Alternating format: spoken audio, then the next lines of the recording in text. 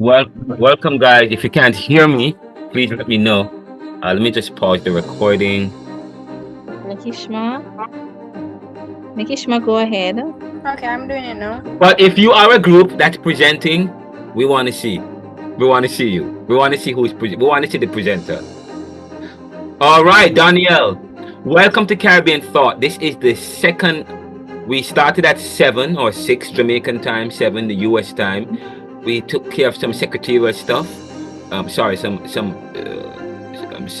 what I call it, housekeeping stuff. So now we are recording, and I have opened up the record, and now a group is going to present on Cuba and Puerto Rico. Go ahead. Okay. All right. Hola a todos. Buenas tardes y bienvenidos al programa El Caribe. Esta tarde vamos a hablar de dos países en el Caribe, a Cuba y Puerto Rico. Con nosotros esta tarde tenemos señoritas Shakira Watson, Nikishma Carr, Dion Moving, Marsha Swaby, señor Jevon Henry y soy profe Daniel Prendergast Chateau, su anfitriona. Next slide.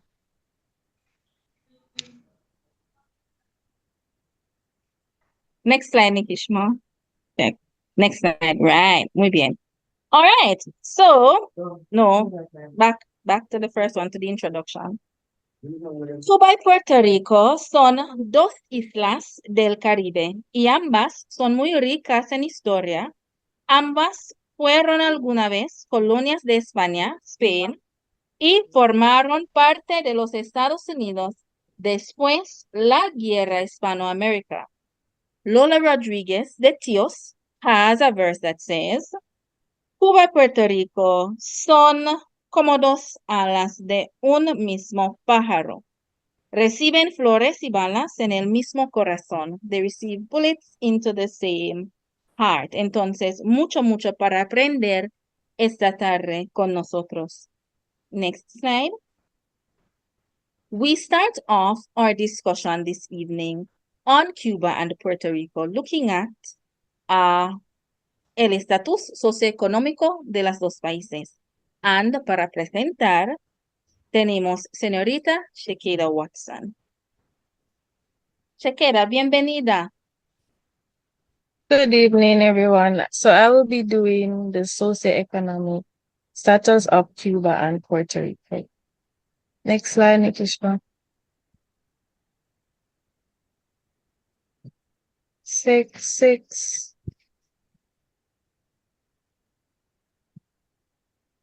So in Cuba, their economy is controlled. State control.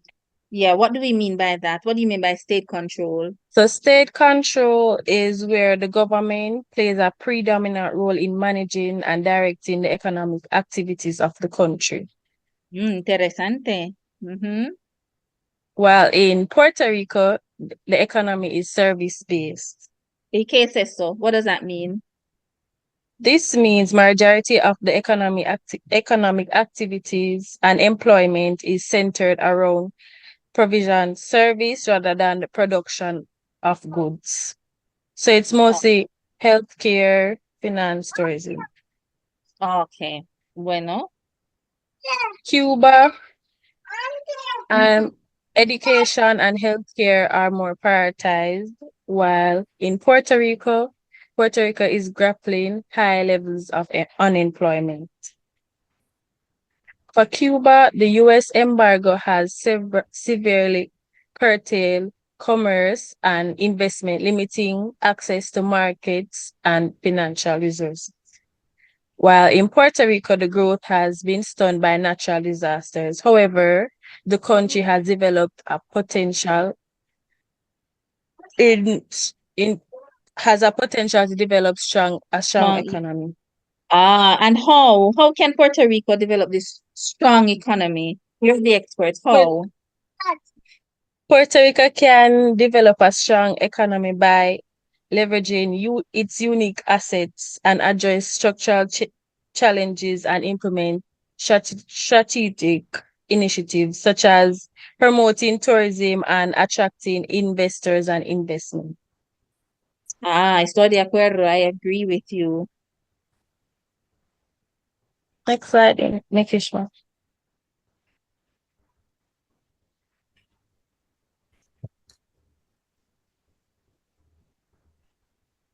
This slide. Yes, next slide.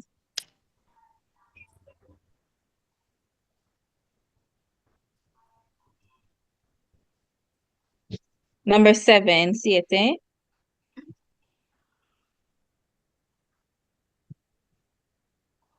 This is the last slide for her. Not Number coming 7, up. next It's not slide. coming up. No more not All coming up. right, it's not going to the next one. No, I will have one, two slides for her. Okay, it's not moving. It's still on 6. All right, vamos a continuar. This slide. Sí. Yes.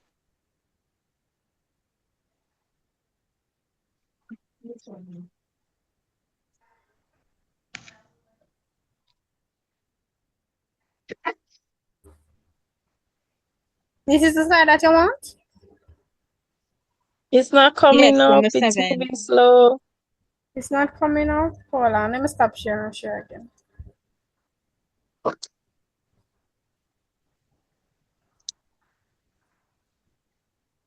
You seeing it now?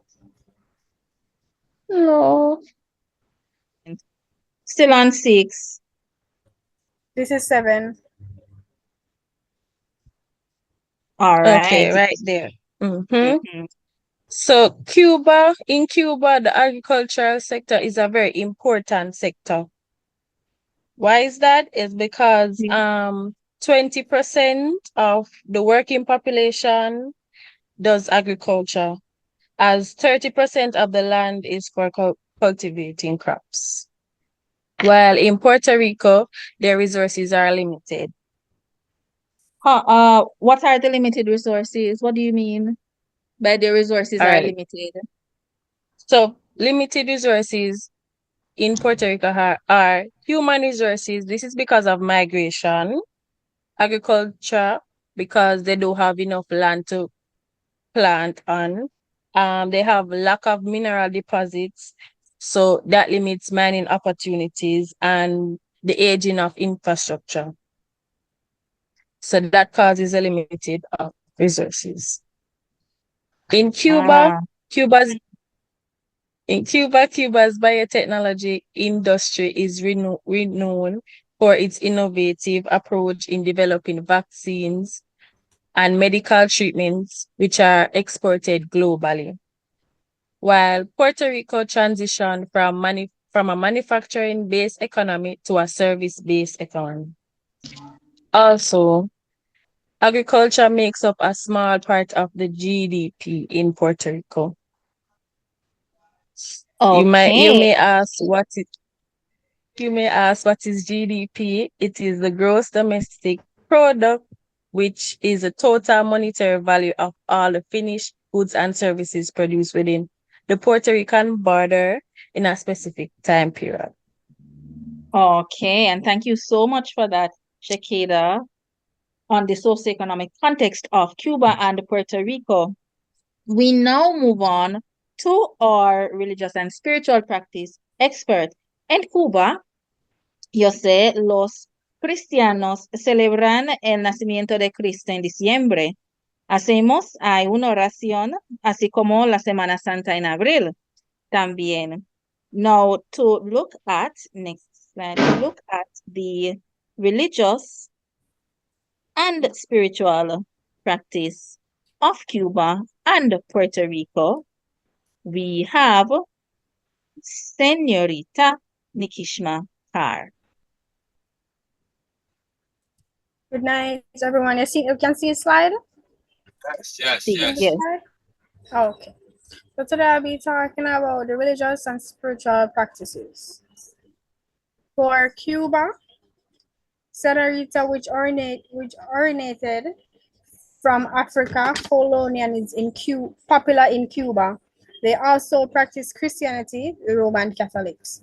Religious systems are diverse, comparing Taínos tradition, spiritual Maroonish influence Christianity, and Afro-Puerto Rican beliefs. Cuba and Puerto Rico, they incorporate Catholic in their religion. Both of them do.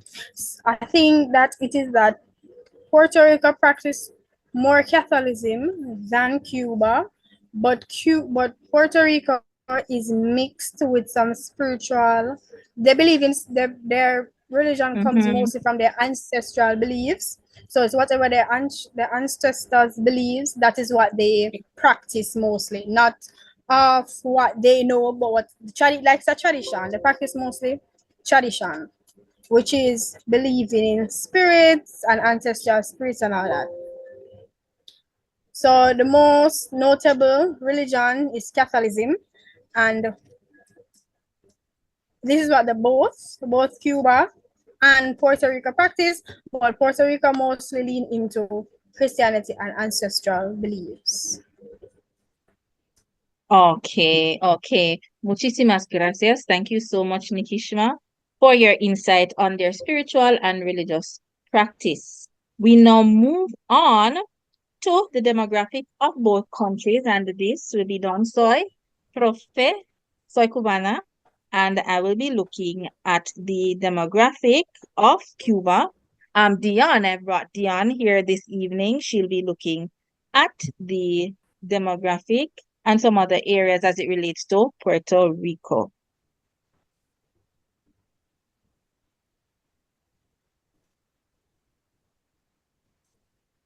All right. So Cuba, mi país, is the largest in the Caribbean, as we know, in the Greater Antilles, and it spans 750 miles from east to west, has a population of approximately 11 million, and this was according to the 2012 census. Dion, what about Puerto Rico? Well, Daniel, Puerto Rico is a U.S. territory and have a population of approximately 3.27 million. That is from the U.S. Census in 2022. And so the indigenous people in the AD 1000 named the islands Borican. Borican. Interesante. Why Borican? Any reason? Any particular reason for that name?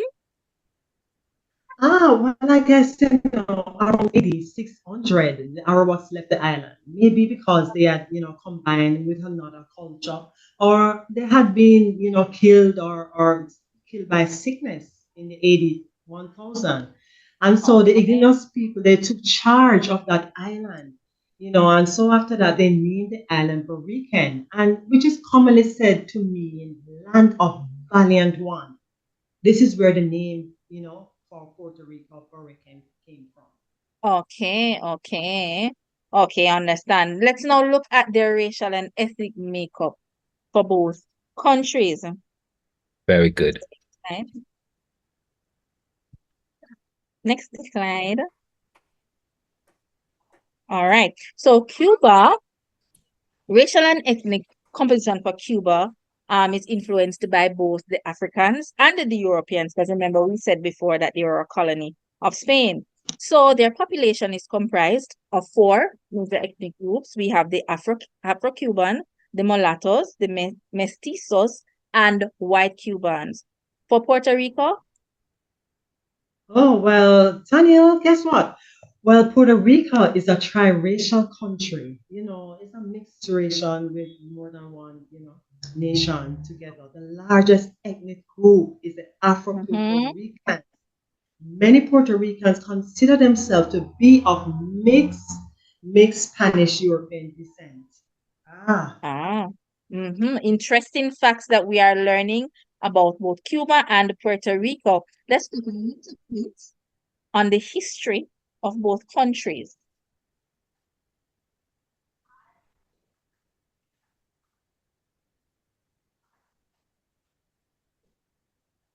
So vamos a ver a la historia de los dos países.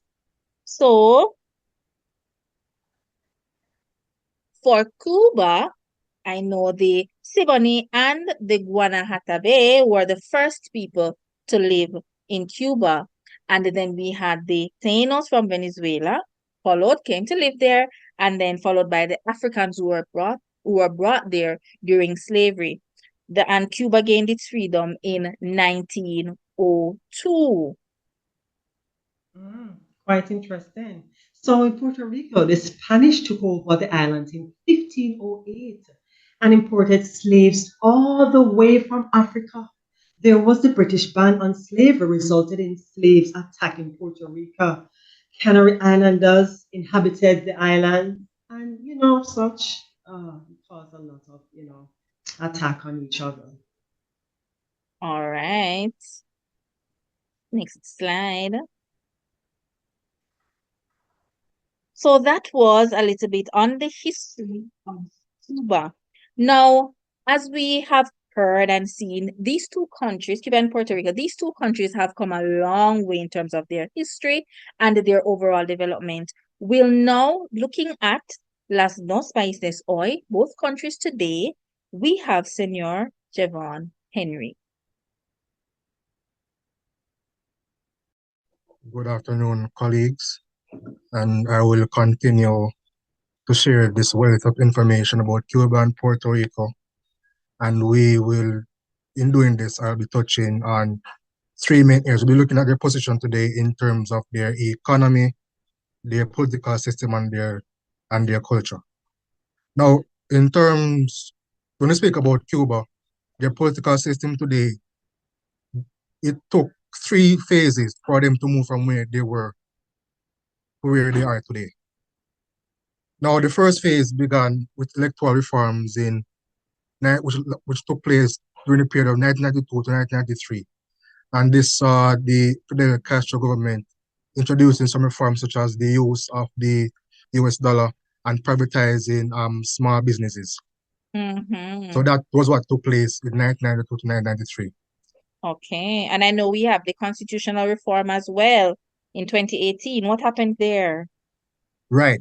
So for the constitutional reform in 2018, what happened was that they had a referendum on a new constitution, and the stakeholders came from various parts of the Cuban society. The government was involved, the Communist Party was involved, the Cuban people were involved, and everyone gave their opinion and gave ideas and gave their input onto what should be in the constitution, what should not be in the constitution. And as a result of this, as a result of everyone being involved, we saw the new constitution being passed with an 87% approval rate. Wow, that's a lot. Yes. So, can you go back to the other slide, please? Yes. So I'm just going to touch on Puerto Rico as well, just give you a touch on Puerto Rico's political system as well. So in regards to Puerto Rico is a self-governing Commonwealth territory of the United States. So they have their own governor and they control things related to Puerto Rico. However, the US controls anything federal as regards to like their military communication systems that is controlled by the US. Now, for Puerto Rico, they don't actually have any representation in the Congress or in the Senate. And what this means is, even though Puerto Rico is a territory of the United States, the people, they cannot vote in the US presidential elections. And as it regards to the Electoral College, they are not represented in that as well. Wow, doesn't sound very fair though, does it? Wow. Okay, continue. Yeah. Oh Yes. my God, yes. I mean, I'm so happy you are doing this. Very good so far. Very good. All right, continue, Senor Henry. Yes. Now, they actually do have someone who represents them in Washington. I think the person's called a resident governor. But as regards to any meaningful representation, at least that person could, I guess, maybe could say public figure it, because really and truly the US controls most of their system. They only control like local stuff. So that's how Puerto Rico is set up. So that's it for Okay. their political system. Okay. Now, in terms of the economy, now Cuba, as per a report by the Caribbean Council, which was dated June 10th, 2024, Cuba's economy is still a bit tense. However, there are a few things, certain indicators that um, are showing some positive signs, such as their tobacco industry is seeing a resurgence. They can go to the next slide now, please, and thank you. So their tobacco industry is seeing a resurgence, and they are taking steps to reduce their inflation. It's still a bit high, but they are making progress on that. And one of the things they've also done is that they have improved on their tax collection system in such a way that now the tax system is now their main source of income for their budget. Now, as regards to Puerto Rico's economy, Puerto Rico has very limited natural resources. And because of their mountainous terrain, they do agriculture, but because of their mountainous terrain, it makes it hard for them to actually do agriculture on a wide scale. There are actually some deposits of, my research told me that they do have deposits of copper and gold, I believe, if I'm not mistaken. But they are not able to mine them because from various reasons, but one of them is that there are some environmental concerns. As I mentioned earlier, Puerto Rico does do agriculture, but it's a very small part of the country's GDP. What they really make money from is tourism, finance, trade, and government work, which, as you can see, accounts for about half of the GDP. Finally, before I close, we're going to touch on both countries' culture. Now, for Cuba, because of the many issues that they have, as we all know, they have been suffering from a trade embargo back in the years from the United States. And as a result of this, the Cuban people have learned to be very resilient and industrious. And one of the things they have become very good at is maintaining the equipment and the technology from ancient times, from the 1950s and so. And as a result of this, you see there's a certain group of persons who are like to collect vintage cars and like to maintain them. And because of this, these persons, they flock to Cuba because of Cuba has developed an expertise in maintaining these equipment, because that's what they had to do. They had to learn to do this because the US had cut them off from any type Right, of with the trade. embargo. Right. And so they have become very resilient because of this. And in terms of their culture, Cubans they love music, they love art, they love dance, and they also love movies as well. A typical day in Cuba, they like to, on a Fridays or on the weekends, like to go to the theater and watch some films. And because they have a very big film culture and film industry, Havana hosts one of the largest film festivals throughout Latin America, and which see persons come from all over Latin America to come and learn about films and share ideas and so on. And also, Cuba is very rich in music. They draw influences from Spain and from Africa as well. And there are a lot of dance groups, there are a lot of theater groups as well. There are persons who they have their own groups that do and perform plays throughout the towns and throughout the cities. And Cuba has a lot of music festivals that they hold throughout the year. Now, in terms of Puerto Rico,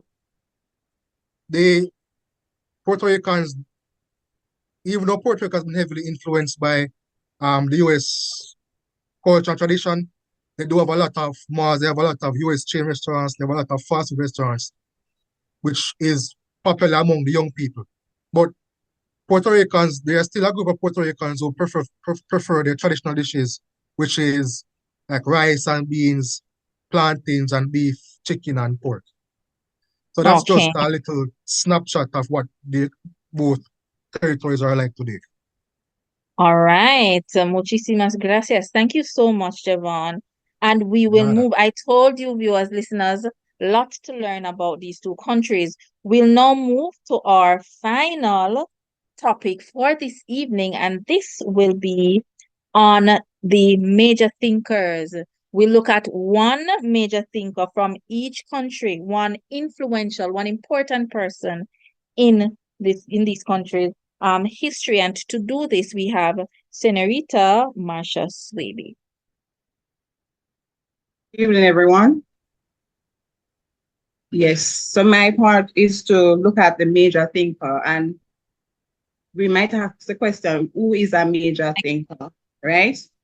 A major thinker is a person who spends a lot of time thinking deeply about important things, right? So I'll be looking at Fidel Castro and Pedro Albizu Campos. And we all know about Fidel Castro. I heard something about Fidel Castro, right?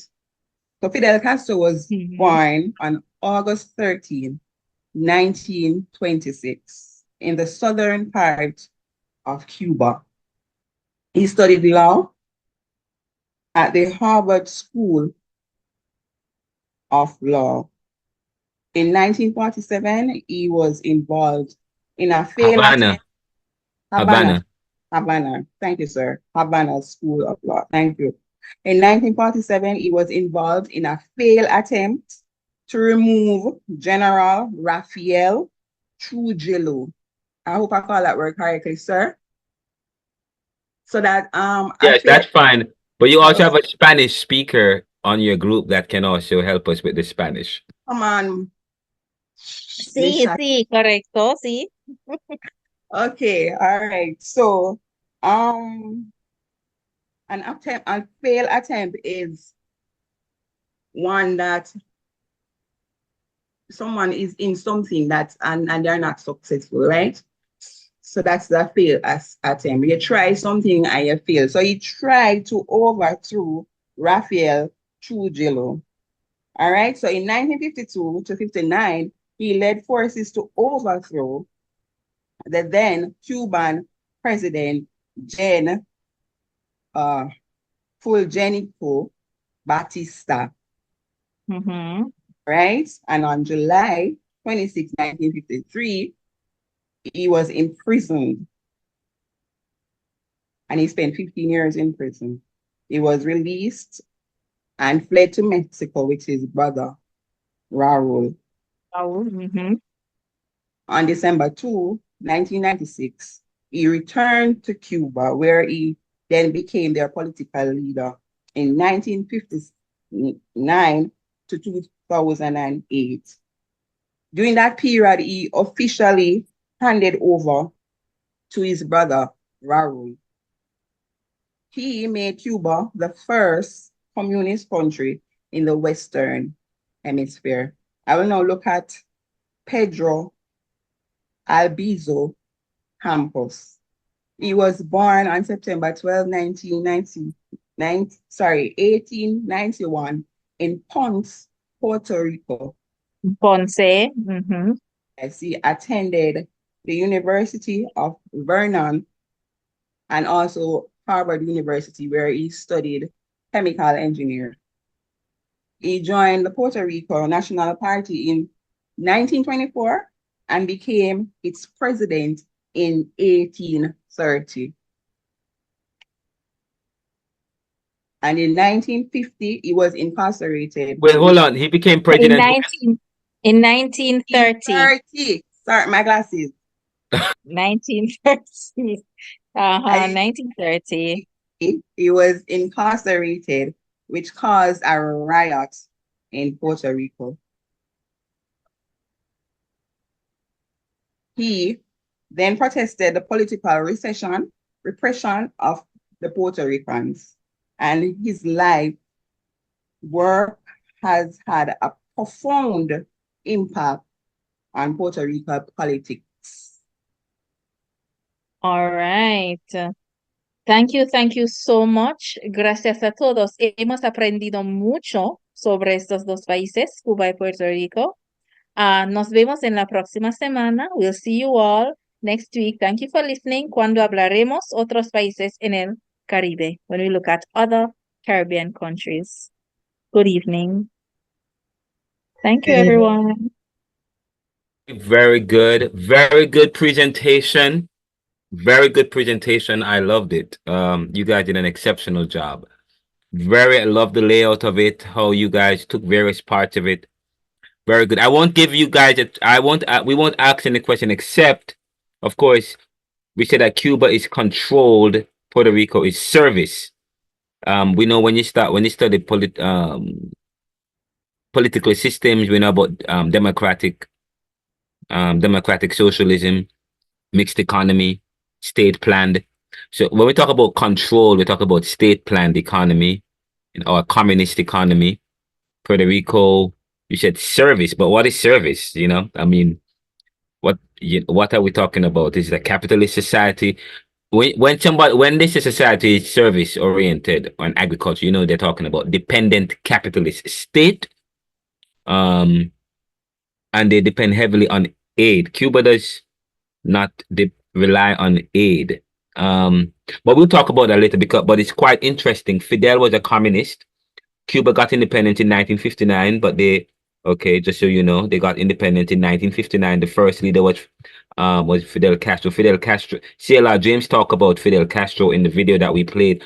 In the first video we played about CLR James, he described Fidel Castro. Fidel Castro talked about the revolution and the people. He called it a West Indian revolution. That's how he termed it, because, as you know, in the 1950s, 60s, there was a lot of we talk about that was the period in the world, nationalist movements in various colonies or nations that were colonized were fighting for independence. They were influenced by communism in a sense. Fidel Castro said that he did not embrace the white side of his heritage. He declared Cuba as being of Latin African heritage, and he did not talk about the European side or the white side. We talk about the issue of Batista and what happened with the whole Fidel coming up and overthrowing Batista. Batista was said to be a mouthpiece of the US, and who promoted and ensured that people who were mulatto or the white race, or people who were Europeans, they were doing very well in Cuba. But the Cubans, and there was a lot of American influence. A lot of the businesses were owned by people outside of Cuba. Fidel Castro didn't like that. And so he was able to come and appeal to a kind of populism, which was rooted in many people believe in communism as the way out, so that all of Cubans can enjoy their own country. Puerto Rico, I don't know. Puerto Rico is interesting. But we can talk about that later, because Puerto Rico has not seen. Some Puerto Ricans prefer having the U.S. prefer being a colony of the U.S. We can talk about that, and it's quite interesting when you start to look at their racial makeup and their religion, Catholicism and Christianity. It's quite interesting, but we can look at that. If you guys have questions, we can table it for next week. But I believe you guys got an A+ for that presentation. Very good. Let's go to the next. Another group will present now. Yeah, man, you guys did. Let me get that. I would love if you have a copy of your PowerPoint presentation, you can send it to me. Or you can. Yes, we do, sir. Okay, you send me a copy of your presentation, but you're still gonna get an A+. I was very impressed by your presentation, your formatting. You put a lot of time and energy into your presentation. Very good. And you ask yourself questions and you present. Very good. All right, next group. Who's gonna be? Adrian, you want to go next?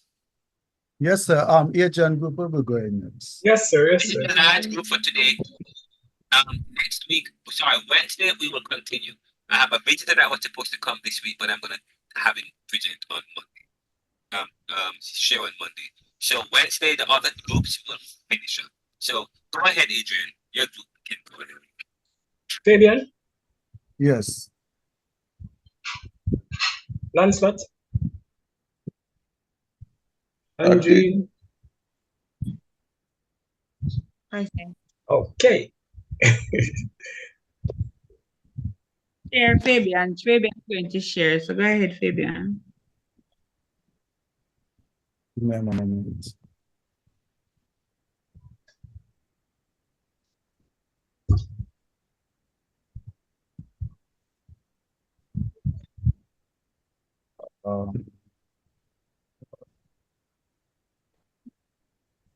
Not hearing a Fabian. We're not hearing you. What island nation are you guys looking at again?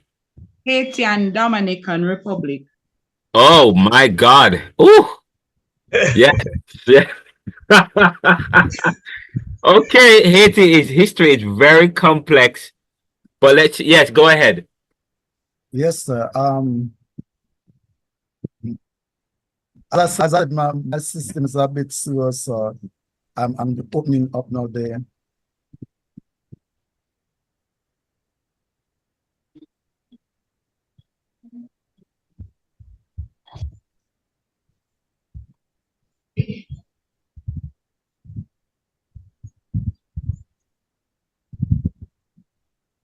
Okay, here we go.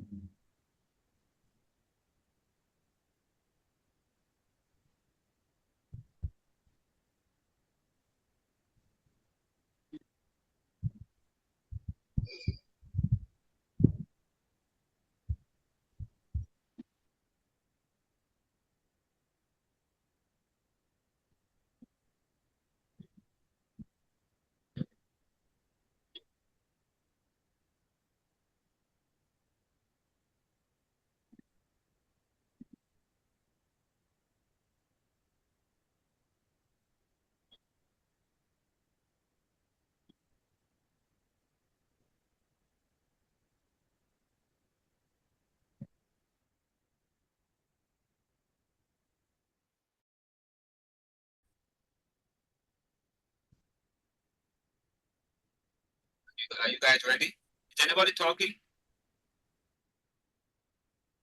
No. It's this, but just booting. Oh, here it goes. Here we go.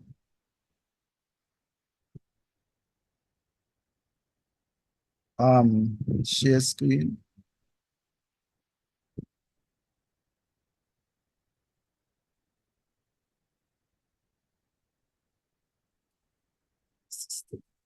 Time.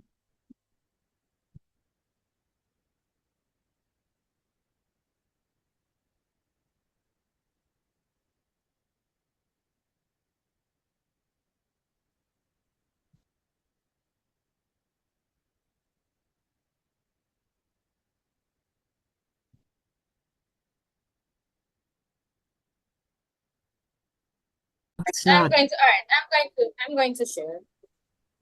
Okay, go ahead.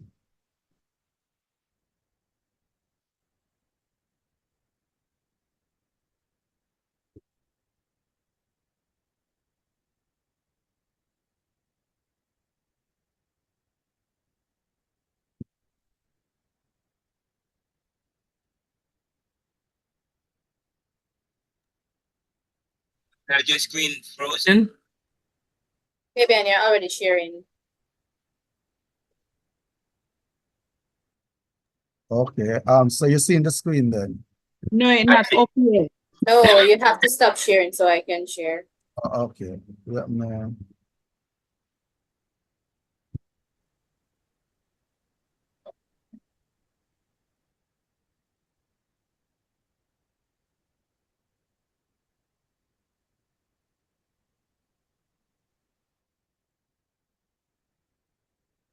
All right, Vinaya, I guess you can share now.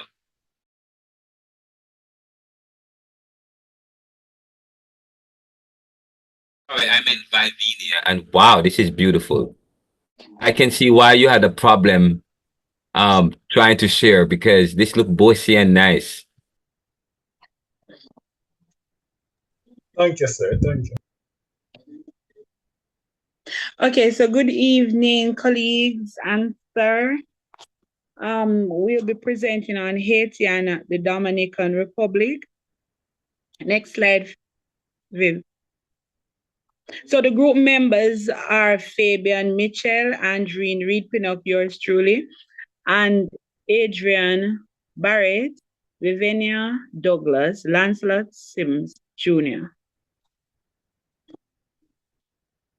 Next slide.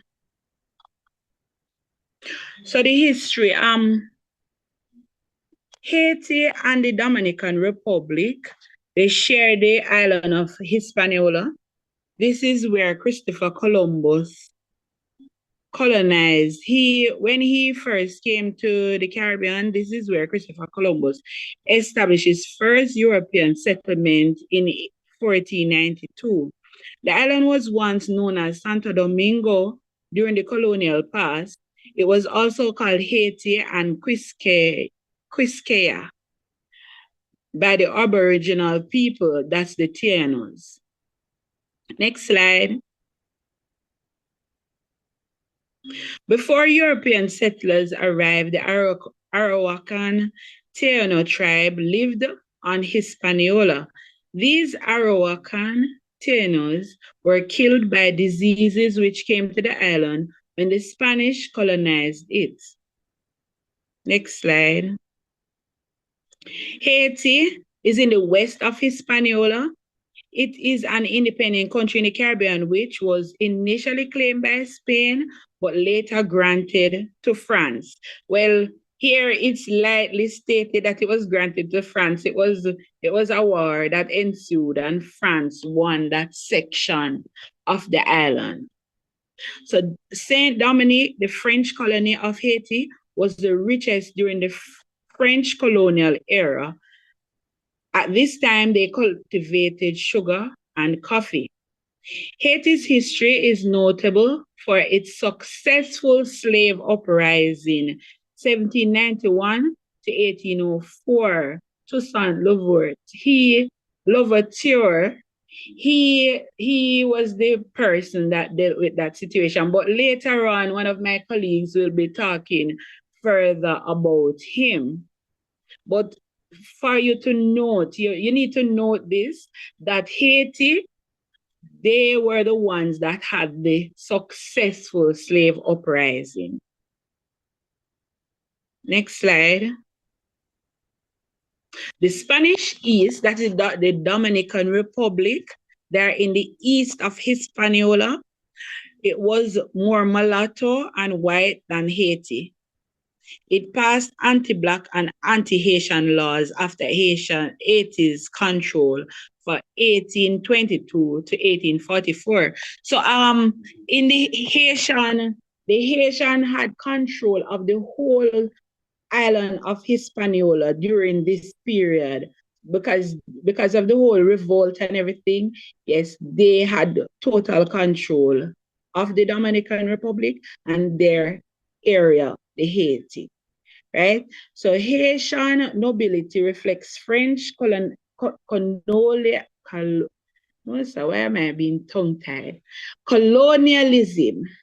contempt for manual labor and trade. Despite for French policies, the Haitians embrace French culture. Okay, so we have this little video that will give you a wider briefing on the history of the island. Go ahead and play the video, please.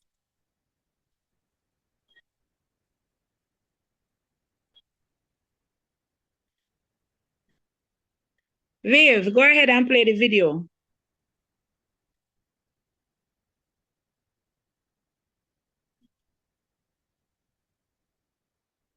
Not hearing it.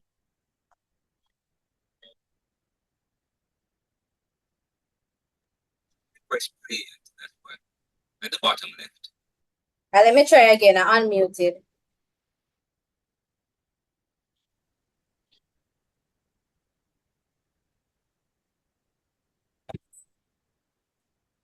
No, we're not hearing it. Click on share screen, share sound.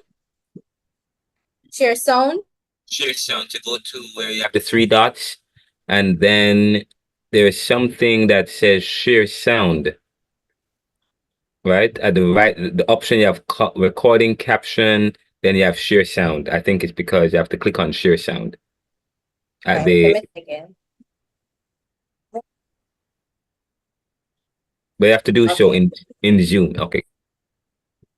Hispaniola Hearing now. We're here hearing now. has had a long history of unification. It was a series of individual states, then the French, partially ruled by the Spaniards, divided, followed by the independent Dominicans and the Spanish again, back to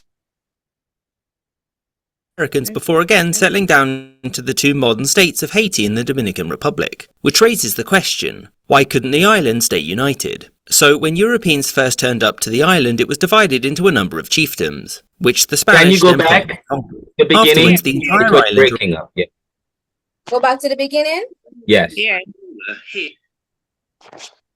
The island of Hispaniola here has had a long history of unification and division. It was a series of individual states, then ruled by the Spanish, then it was split with the French, ruled entirely by the French, partially ruled by the Spanish and independent Haitians, entirely ruled by the Haitians, divided between the Haitians and the Haitians, followed by the independent Dominicans and the Spanish again. Back to independence, and then to shake things up, it was occupied by the Americans before again settling down into the two modern states of Haiti and the Dominican Republic. Which raises the question, why couldn't the island stay united? So when Europeans first turned up to the island, it was divided into a number of chiefdoms, which the Spanish then promptly conquered. Afterwards, the entire island remained under Spanish rule for 130 years when France won the eastern third of it, and France's portion of the island would grow rapidly in wealth until the French Revolutionary Wars. This was when France, having defeated most of Europe, won the rest of Hispaniola from Spain. There was soon a slave revolt in the western third. Napoleon sent troops to crush it, and when that failed, the island was split again. This time into the newly independent Haitian Empire with the French in the east, which lasted for a whopping 2 years before its emperor Jacques got himself unalived and the country fell into civil war.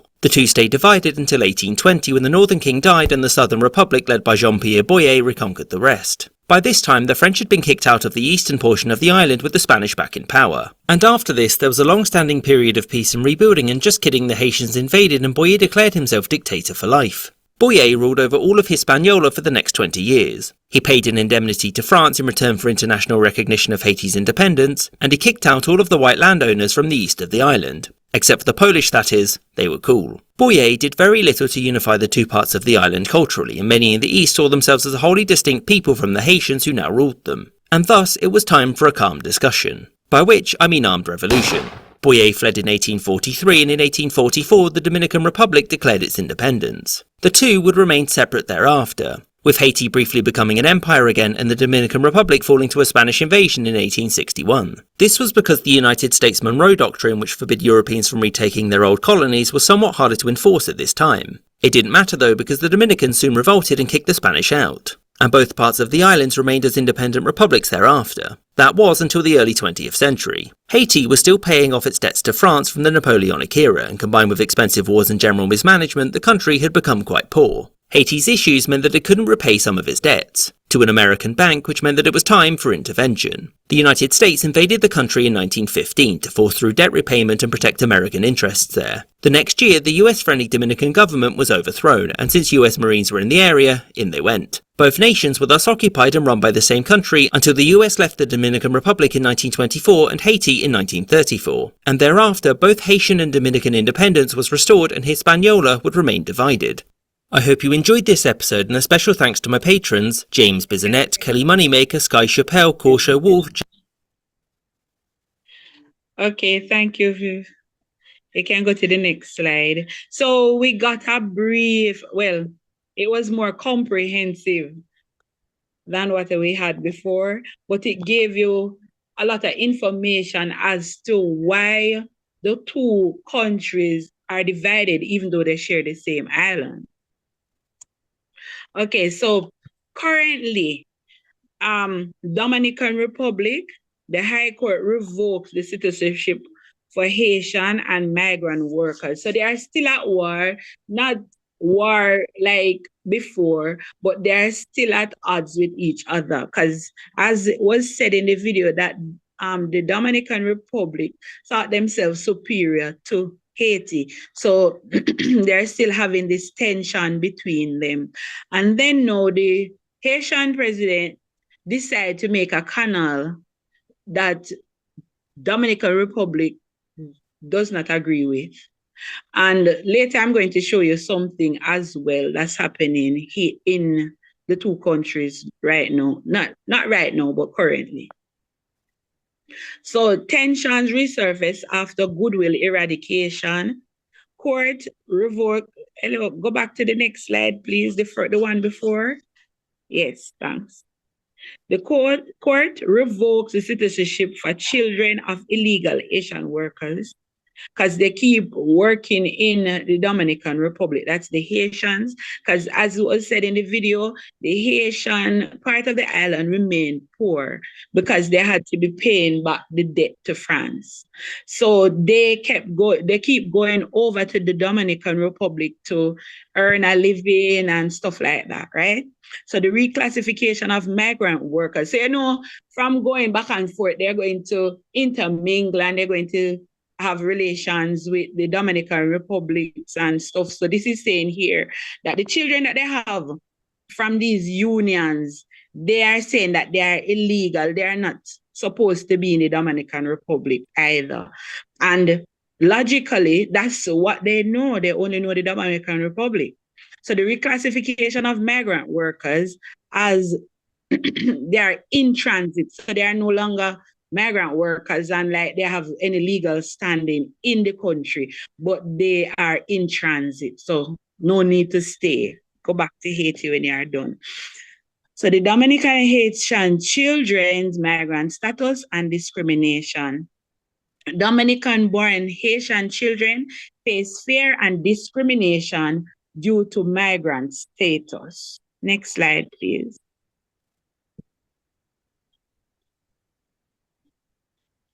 So many find seasonal employment in low-wage fields, often blamed for taking jobs. These are the many persons that it refers to. The many Haitians, they find seasonal employment in low-wage fields, and they're often blamed for taking jobs. They have been racialized. There are racial fears of Haitianization, and it persists, leading to poverty. Deportation of Haitians without appeal are common, causing extreme economic hardship. Because definitely, if this is where their source of taking care of their family is in the Dominican Republic and they're being deported and stuff like that, then definitely there's going to be hardship in their end. And as I'm talking about this, I'm reflecting on Jamaica and the United States of America, and a lot of Jamaicans going to America to work and come back home and stuff, and a lot of them stay, a lot of them get deported. So yeah, that was just a little segue, just reflection. So the Haitian government opposes ruling and claiming anti-Haitian is manipulation for political purposes. So the uncertain implications of ruling, but Dominicans bear heavy past burden. All right, so we have another video that speaks to what's happening now. Something that's happening that we picked up. This is the life of many vendors in Haiti, lining up and crossing from one side of the border to the other, attempting to make a living in the Dominican Republic before returning home in the evening. But this constant flow is about to come to an end after Dominican President Luis Abinader announced he'd be shutting the border with Haiti. All of our borders, land, maritime and air, will be closed. And this until they stop their provocative actions. At the centre of the dispute are works by a Haitian farming group on a canal that the Dominican Republic says will divert water from the Massacre River. The river serves as a natural border, and President Abinader says the works pose a threat to Dominican farmers and the environment. In the meantime, though, the country's closure is worrying Haitians. It's bad for us Haitians. We need the canal because there's nothing in Haiti. We need the work. The Haitian government doesn't appear to have any plans of halting the works on the canal for now, despite the Dominican Republic saying that they violate a treaty dating back to almost 100 years ago. The two countries have a long history of conflict and tension on their border. The Dominican Republic last closed it after the assassination of Haiti's President Jovenel Moise in 2021.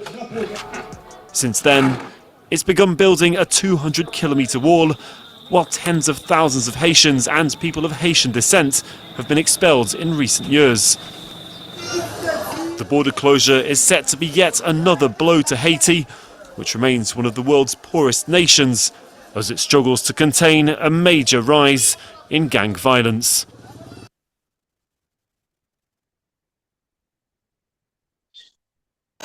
This is the life of many vendors in Haiti. Yes, so that's for the history and what's happening now with Haiti and the Dominican Republic. My colleague Adrian will now move on to the religious aspect. Thank you, Angie. Thank you so much. Thank you. So I'll be doing the religion part, and the religion between Haiti and Dominican Republic. Both countries embrace Catholicism to somewhat. Religion and spirituality are central to Haiti cultures and have always been a multifaceted and practice and combination of indigenous Haitian spirituality. Enslaved African religious practice of Catholicism brought by the French colonizer, especially Voodoo, Catholicism, and Protestantism, are central ideology that fluid the religious history. Let me help you. It's Catholicism. Catholicism. Thank you. Catholicism. So Voodoo promotes ideas of both personal and advantage of the protection, according to Jean Mars, a Asian scholar who first wrote on Voodooism in 1928. However, between 1804 and 1860, the Asian government suppressed Voodoo practice, largely due to its revolutionary power as being in the original revolutionary. The Malata class, which experienced increased wealth and power, also support the suppression of Voodoo, which is mainly practiced to the lower class, majority class of Black Asian. And it is wow, wait. This is very important. I'm happy that somebody's talking about class. The class or the groups within these nations, especially. I think part of the problem with some of these Caribbean islands, why they were able to be influenced by many of these outsiders at the expense of other Haitians or the country, was because of the opportunities that some groups stand to get. Okay, we talk about, and you notice the elites as against the non-elites. The mulatto, which is the mixed, the browner people, which embrace Europeanism, the European culture, they suppress the African tradition, while the more blacker people, the darker people, the people of low socioeconomic status, they embrace the Muslim and the African tradition. Okay, you see what's going on here? You see, I said to you, I'm giving you this is very good. You're already getting your A+ for pointing that out. Very powerful, very profound to see what appertains or happen in these cultures, in Haiti, in Jamaica, in the Caribbean, and how, depending on your socioeconomic status, also affect your penchant for a particular religion, okay, or a particular practice. And even within Jamaica and so on, even all over the Caribbean, class plays a very vital role in either destabilization within these countries. But continue. Very powerful point. Continue. And it was not until about 2003 that the Haitian president, Jean Aristide, acknowledged voodoo and recognized it as a religion in Haiti. So the Roman Catholic was the oldest Christian tradition. And What year was this? This was about 2003. It was about 2003 that the Haitian president acknowledged voodoo as a religion. Yeah, that is Jean Bertrand Aristide. That's the same guy that was trying, the same president that was trying to recoup the debt, okay, that they had paid to Haiti, and which led to his kidnapping. Continue. Right. So the Roman Catholicism is the oldest Christian tradition and plays a key role in the Asian history because of its European missionary who brought Catholicism to them in the islands and reinforced this practice. So the Santo Domingo and the concept of De La Vega, which found the island of Hispaniola in 1511, less than 2 decades after the colony of Santo Domingo, which established by the Spanish Catholicism, became the official religion of Haiti from 1698, from 1697, after the French took over the western half of the island, and it remained the official religion until 1985.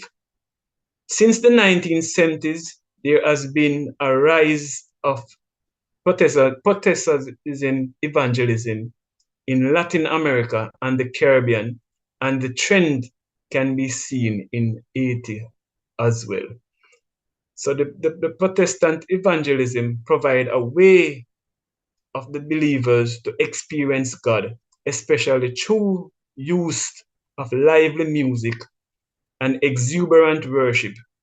Protestant evangelism also include the Seventh-day Adventist Church, which distinguished by the observance of Sabbath and the day of worship, and emphasize the imminent second coming of God. Next slide, please.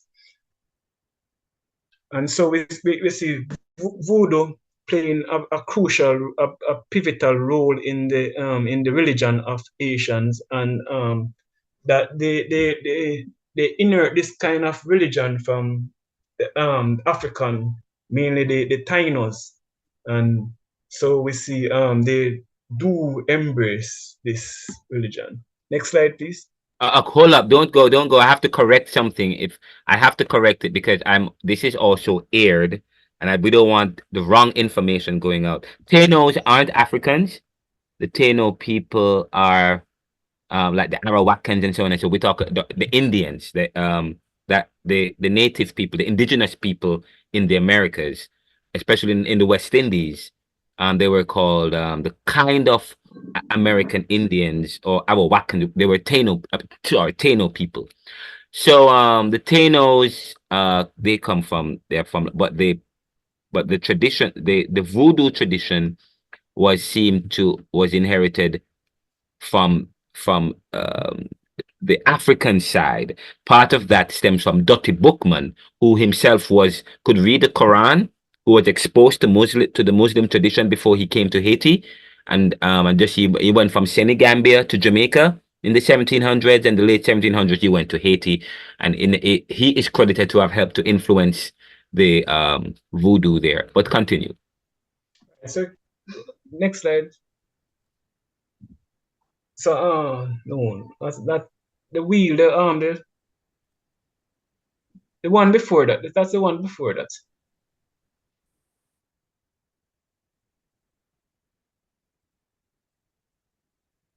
The one before that.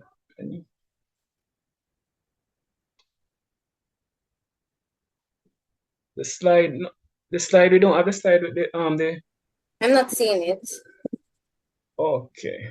I'm not sure what is happening, but that was the religious wheel that shows the different diverse the different religions that and largely the different religion in Haiti, because as I said before, it was kind of complex. There are many religions, but with Catholicism the most dominant one.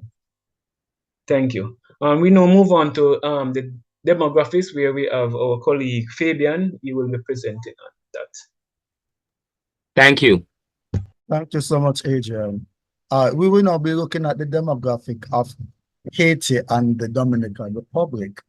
The Asian population is largely made up of the slave descent ethnic group, which is the majority Black African descent, as my colleagues have been saying before. Now, the World Bank has documented that the Asian population stood at 11 million people, over 11 million people, with a growth rate of 1.2% each year. And the largest age group within the Asian population is between the ages of 15 and 64.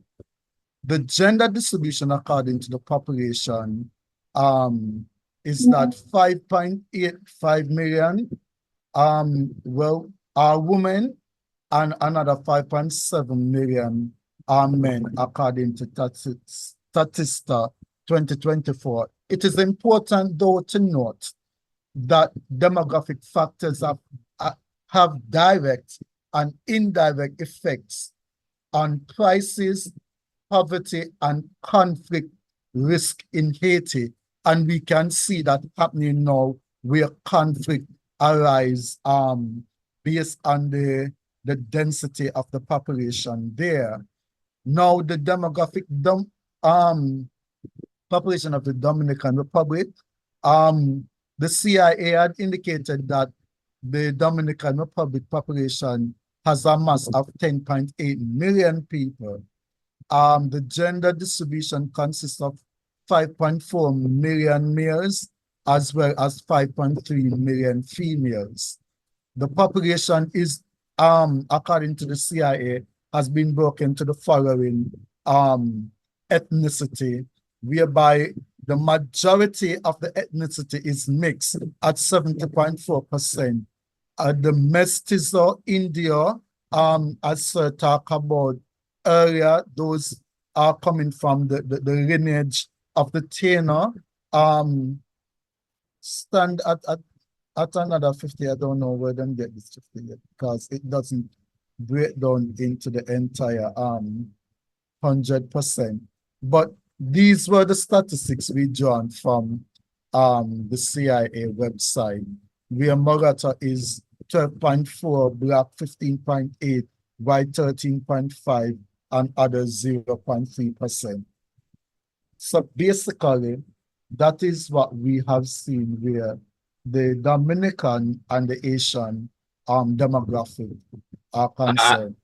I think for the Mestizo Indio, you sure it's not 0.8%?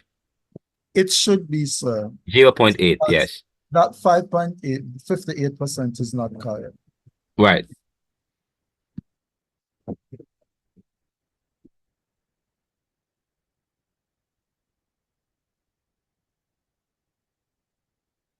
So we now move on to the socio-political, and we have our esteemed colleague, Mr. Sims, who will be taking us through that. Lancet, your time. Good night, everyone, and thanks, Fabian, for that intro. I'm trying to play your laptop. Oh, is that Lancelot? Finally get to see your face. That's cool, sir. All right, this is the last presentation, and then class, we will end class for today. We'll continue on Wednesday. If you have questions, hold them and until after the two groups present, and then we can have a discussion about them. All right. So, in starting off, we look at historical exploitation and colonization of Haiti and the Dominican Republic, whereas we start with Haiti. So, as was previously mentioned, I know that Haiti was colonized by the French, which exploit its resources and people, and which was basically angry their slave, brutal, sir. Whereas out of three main superpower Europeans that came dominant colonizer, French, English, and the Spaniards, the French are one of the worst slavery code in regards to how they handle their slave. So basically, from that time, a longer time, like Asian them and develop a mentality to always a fight for themselves, for their By oppressive the way, master. what about the US? I know you say Spanish, French. What about the US? They also, what about the US? They didn't have any. Yes, yes, sir. US technically is a same colonizer like European them same way up to today, sir. They just look about their own interests. Precisely. Corrupt, sir. So, and now look at basically after 80 after gaining independence in 1804, it's like Haiti was forced to pay a massive fee back to France, basically for their freedom. As I say, it was the first black nation basically get independence, and it never happened to any other colonizer. France was basically like them sell a point to the other colony, they say them finna basically rise up to fight for independence. So, and based on this, that kind of crippled Haiti ability to basically start off on their own footing. They couldn't get off their footing because France they move like World Bank and IMF to recover back their money what they lose because I whole independence thing. So, and we look at economic struggles like Haiti, I want a poorest country in the Western Hemisphere, so, mainly because of the exploitation, basically with the political instability, also natural disaster, basically further in that the economic development. So I seen that they never have a draft no policy or so, like if you set them thing one way, if you have a vision, they never have a plan for know what they were working towards. And right now, they basically independent. Basically, two of them poor, they can't even afford the basic necessities like healthcare, education. So basically, I say the population, but I say on a level, they kind of uneducated in a way, whereas they don't really have the necessary knowledge or information or so in our country for like bring them forward.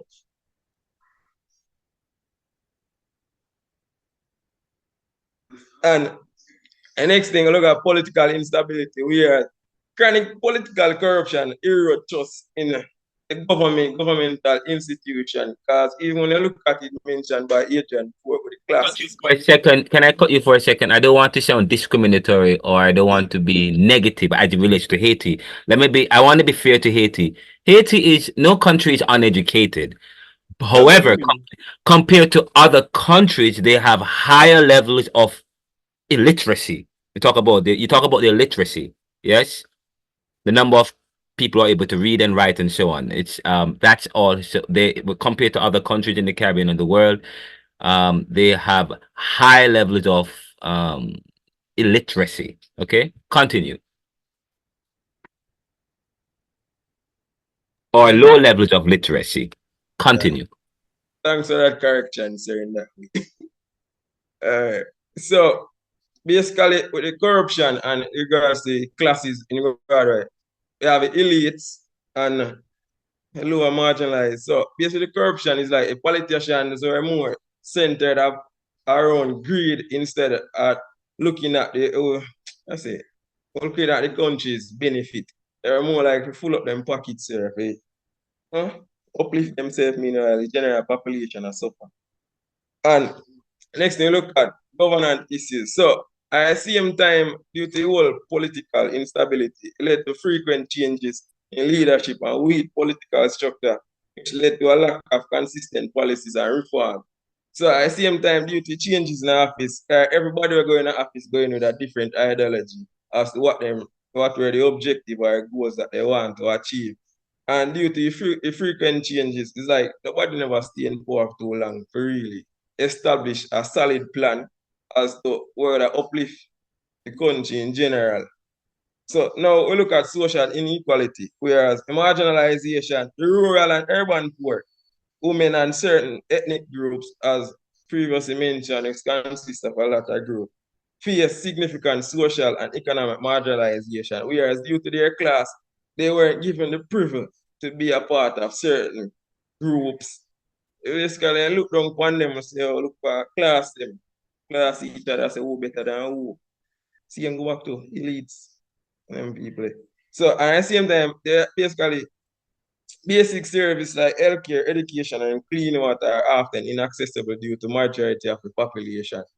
So it's like technically you don't really have access to nothing. Only like a few persons can able to afford the healthcare. Then I see that lead back to the elites. Basically, it's a group, small group of the wealthy. Very good. Next.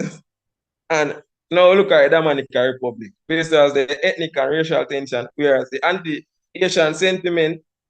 So due to the long history of the anti-Asian sentiment in the Dominican Republic, partly rooted in racial prejudice and historical conflict. So due to the fact that the Dominican Republic was ruled by Spain, which in the European context, they pre themselves like some uptown people as to be top by top. And so same time, Dominica inherit a culture there, where basically they class each other and depends on the ethnic group where that you are a part of. So who have more money who go back to the mulattoes and who have darker skin to have lighter skin to that more seek themselves to contain the ideology of the Europeans. Where darker money that more lean to 80. Alright. So look at it, as mentioned earlier, during the history of the Asian migration, it ties up to geopolitical, whereas being that Haiti is the poorest nation, sir, and I see the instability and the economy not growing, this has resulted with the Asian migrating to the Dominican Republic for work, and being that the fact that they're coming from, as we put this, let's say they might come from the ghetto then, that's why they're poorer than everybody else. It's like, and being that the Dominican Republic kind of a little better than Haiti, so their citizens are look down upon the Haiti, Asian them, and discriminate them. And at the same time, exploit them. So if one man, the normal minimum wage, that'd be like $5 an hour, then I work Asian them, and a worse condition, they no lunch or so, and I pay them like $2 or so. So they discriminate the Asian them. Then, now, we are getting on the immigration and nationality issue, where statelessness. So, in 2023, a court ruling in the Dominican Republic reactively stripped many Asians of descent of their Dominican citizenship, leaving them stateless and without basic rights. So, as mentioned by our fellow colleague, Miss Avril, during the history. So, based on that, it's like they're not a representation. Nobody no business with them, and it's like the much more like if you get them back out of them country and deport them back to Haiti.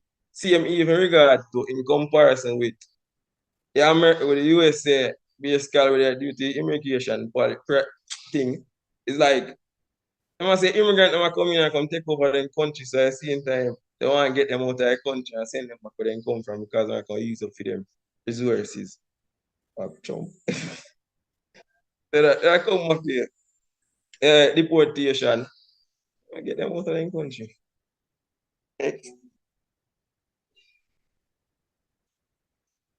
So the economic disparity between the both nations, whereas tourism and equality. While the Dominican Republic have a relatively have a strong economy driven by tourism and agriculture, the benefits are uneven distributed with significant wealth gaps.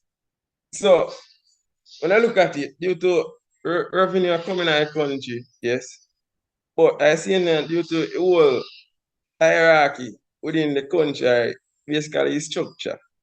It's like, and everybody are gonna get treated the same way, and everybody not gonna be, even though they are citizens of the country, and everybody gonna get the same benefit. Like everybody, see, it lead back to the same class, elites among the elites get the best of the best. Meanwhile, marginalized people get the worst of the worst, and the cycle goes on. So I see that, and in the Democratic Republic, due to labor exploitation, Asian workers, especially in agriculture and construction, after poor working conditions and low wages, as was previously explained. Now look at social disparity, access to education and healthcare. While the Dominican Republic fare better than Haiti in terms of economic indicators, there are still significant challenges in ensuring ethical access to healthcare, education, and other services, particularly for the marginalized community. So in one way, as much as the economy basic indicators are show that they have progress, they're not really much better than Haiti because they're seeing the majority of their citizens still basically are suffer like the Asian.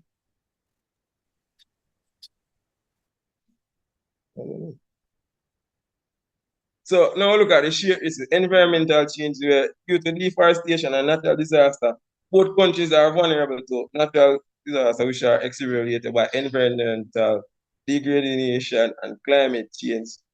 And at the same time, due to poor resource management of natural resource, affect both countries leading to soil erosion, water shortage, reduced agricultural productivity, and even as my colleague mentioned earlier, with regards to river dam that HT was building, and I seen the Dominican Republic basically was opposing because I say, oh, river, we own the river, and anything where Asian do to the river, they have to consult with them. So Haiti said, no, so we also have share interest in it. So we can do what we want. So basically due to that, it kind of result in a extension standoff. I see result. And at the same time, international relation and intervention, due to foreign influence, both countries have experienced significant foreign intervention, often with mixed outcome. International aid and policy can sometimes perpetuate dependency and undermine local sovereignty. And as we speak about international intervention in these countries, I think that most of intervention that were done was done at the country that came. Basically, they come with their own interest to see what they can salvage out of both Dominica. And when you look at it and you realize that it wasn't basically adapt to what them really want from these countries, they basically give up.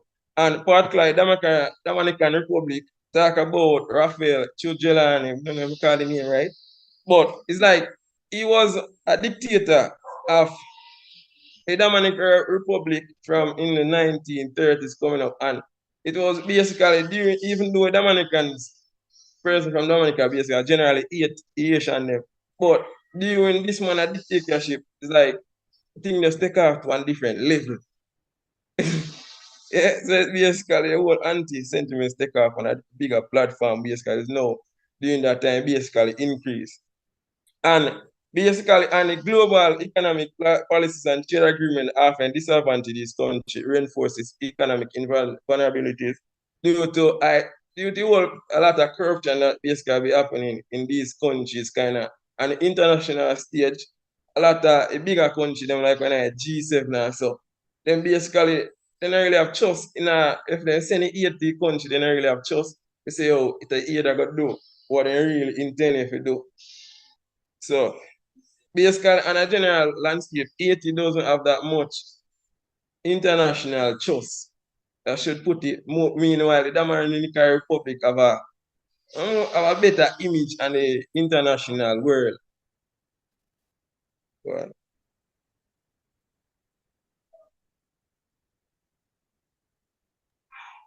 and now we move on to go on over. Yes. Yes. So much So for I that. will be. And, thank you so much for that. And a very important point. You talk about the 1930s with Ramon. But just so you know, remember, many of these people, when you start, I would ask you, what do you notice about these presentations about these countries, these Caribbean islands? What is the common thread?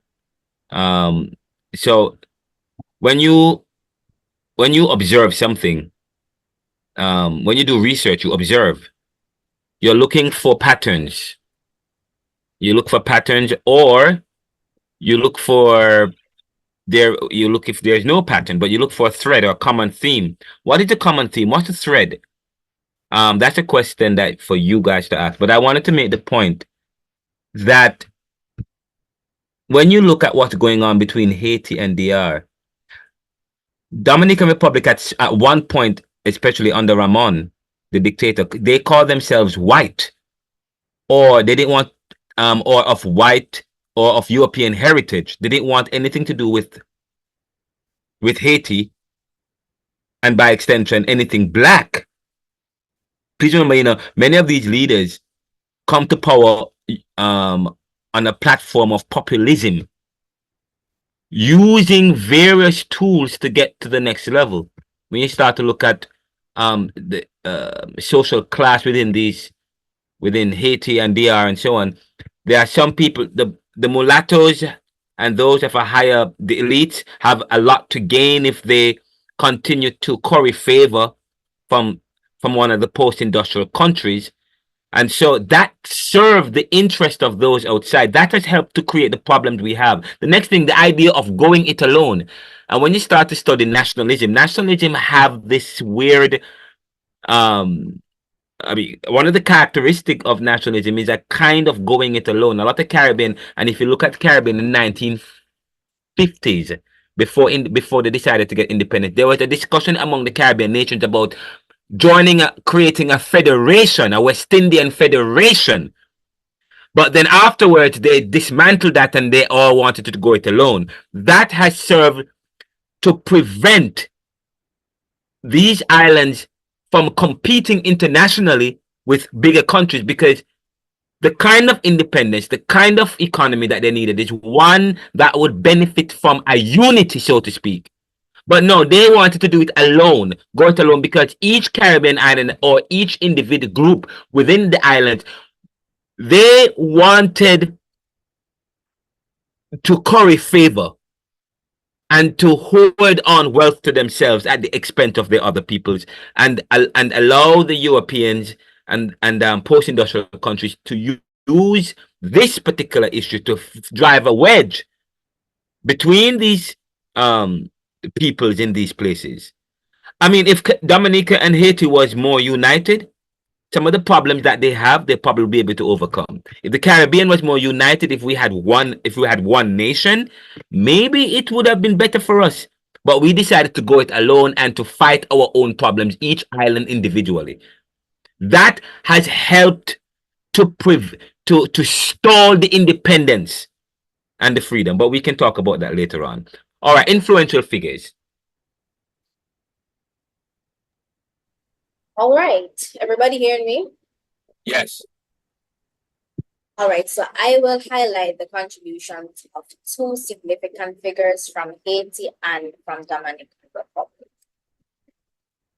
All right, so starting with Haiti, we have Toussaint Louverture, if I'm saying it correctly.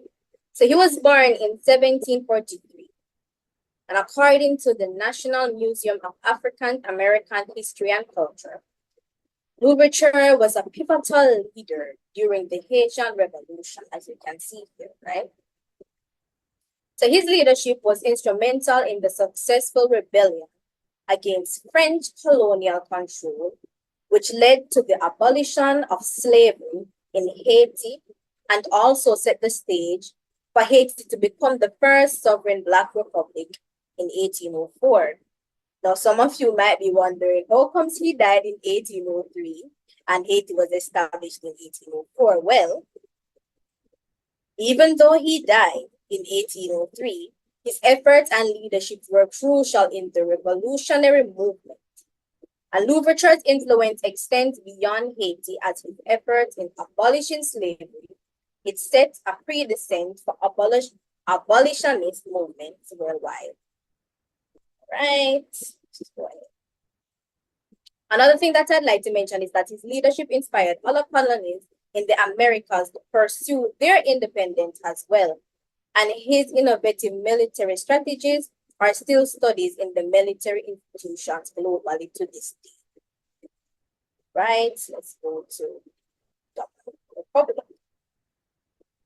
Right, so moving on to Dominican Republic, we have Juan Pablo Duret. He was born in 1830, and Duret is celebrated as the founding father of the Dominican Republic, renowned for his vision of the free and democratic nation.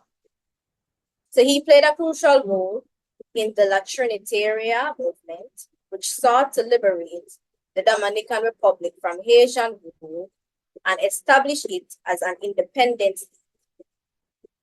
So the Reds' influence on Dominican nationalism, is profound, as his ideas have shaped the country's democratic values and national identity. So as you can see here, his legacy is honored annually on January the 26th as the Red Day for his contribution. So in summary, both Toussaint and Juan are the central of the histories of Haiti and Dominican Republic, and their legacies continue to shape the political, cultural, and social landscape of both countries. So this is the end of our presentation. We hope you learned a whole lot. And I guess next time you can ask all the questions you need to. Thank you. Very good again. Another very good presentation, like the PowerPoints, and the fact that each of you took a section of the presentation and presented it. Very, very good. Another very good, another A+ presentation. However, I need references. Where did you get your information? I'd love to see that at the end. Okay, at the end, what Oh, sir, they're there. References are there. Yes, but we put I the only thank saw. you. Okay, We put the okay, all right, we good, put good. it after the thank you, but it's there. Do you want a It's copy there. of the PowerPoint? Because it's there. Yes, Yes. that's great. And the reason why I want to know that is because this is Caribbean thought, and for our studies and what we've been talking about here, your own history, or your history being written for you, and who tell your history. And we talk about the subaltern. I mean, people who speak about their own history based on their own experiences as a way to recap, take it back from those who have colonized us and tell our own history for their own benefit. So I want to know where you get the information, because it's one thing you said, Vivinia, about the about Haitian domination, and what you read and who you talk to, that would give you the conclusion that Haiti dominated DR. I don't want you with the word dominate or colonize. Please remember that they're really one people. Okay, please remember that they're really one people, and one was colonized by Spain, one was colonized by France. When Haiti got independence from France, stemming from the Haitian Revolution, okay, they took that independence. It spread to the whole island, because the other people in Hispaniola who lived on the Spanish side, okay, they sought the help of the Haitians. So the Haitians, after the Haitians in Haiti freed the French controlled part, they continued and took it to the Spanish control, and they got, in a sense, Haiti was instrumental in helping DR secure their freedom. Okay? So, but it depends on what you're reading and who you're reading. Okay? While later years gone on, people like Ramon the dictator started calling it a colonization with the help of European educators, some of them who were, and by the way, I saw you put Harvard 2003. I don't want to hear what Harvard have to say unless they're Caribbean scholars, okay, who are affected by the same experience. But I'm not saying that you're wrong, right? I'm just saying personally speaking, you don't have to share that opinion. But please, the first group I saw, you had American media talking about Haiti. I'm very particular about that. I want to see Caribbean news media affiliates talking about Caribbean stuff. I don't want to go to CNN and hear them talking about. First of all, you don't know if you can trust what CNN is saying. In fact, for the Neoliberal podcast and the Neoliberal Corporation, we have spent a lot of time interviewing various people and carrying various stories about what's going on in Haiti. So for this class, it's fine. You all get A's already. So, but for this class, try and also find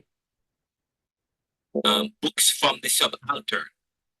Okay, try and find information from within the Caribbean or from within Pan-African studies or from post-colonial studies that's attributable to Caribbean scholars and so on to make your point, because you can't be too trustful. Because, say, for example, that history is about Haitian domination. That is not true.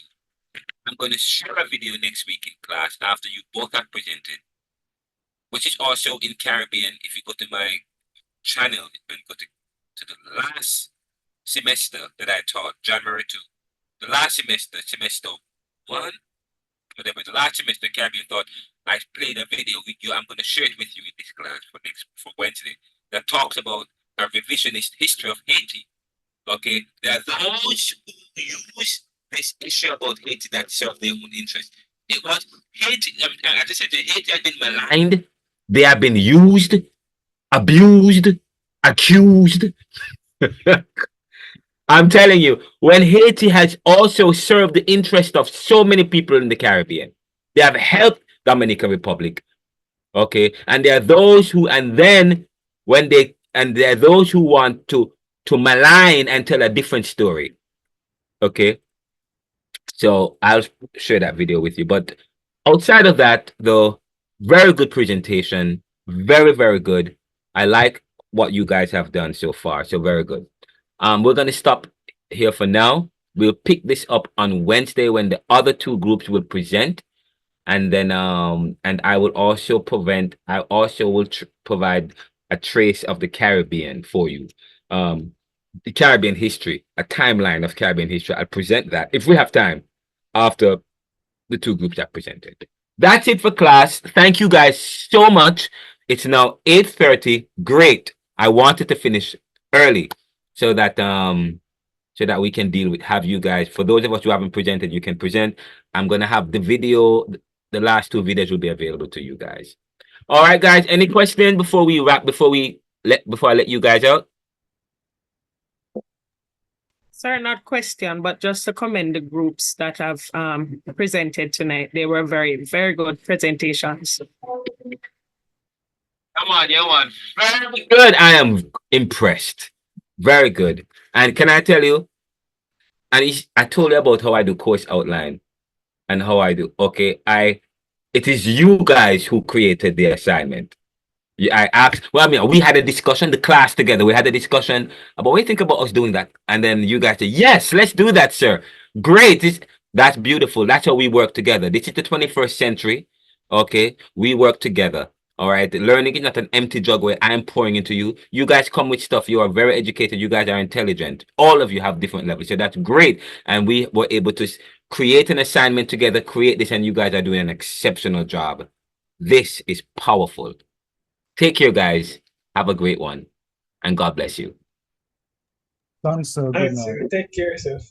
Yeah, man. Big up yourself. All the best. Yeah, Good night, everyone. All right.